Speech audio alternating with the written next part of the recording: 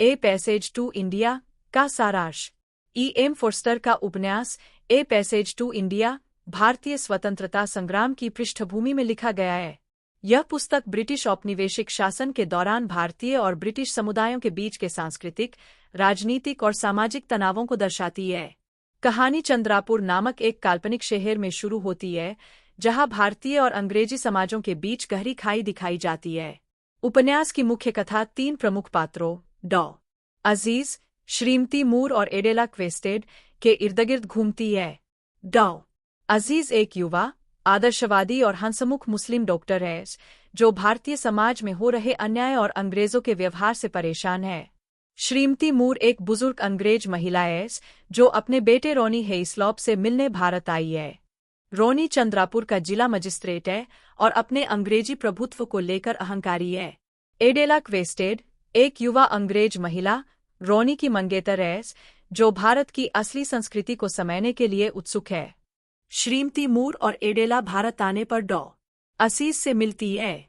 उनकी मुलाकात एक धार्मिक स्थल पर होती है और यह मुलाकात एक दोस्ती की शुरुआत करती है।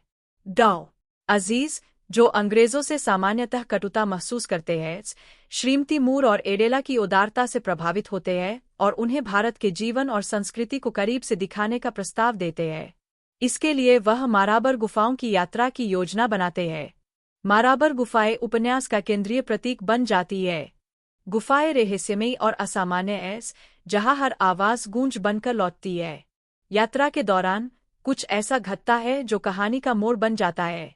एडेला गुफाओं से भागकर बाहर आती है और दावा करती है कि डॉ. अजीज ने उनका यौन शोषण करने की कोशिश की। इस घटना से भारतीय और ब्रिटिश समाजों के बीच तनाव चरम पर पहुंच जाता है। डॉ. अजीज को गिरफ्तार कर लिया जाता है और यह मामला अदालत तक पहुंचता है। अदालत में एडेला अपने बयान को लेकर संशय में आ जाती है और अंततः स्वीकार करती है कि उन्होंने गलती की है और डॉ. अजीज ने उन्हें नुकसान नहीं पहुंचाए। डॉ. अजीज को बरी कर दिया जाता है, लेकिन इस घटना से उनकी प्रतिष्ठा और मानसिक स्थिति पर गहरा प्रभाव पड़ता है। उपन्यास के अंत में डॉ. अजीज भारत की स्वतंत्रता के लिए प्रतिबद्ध हो जाते हैं और अंग्रेजों से दूरी बना लेते हैं।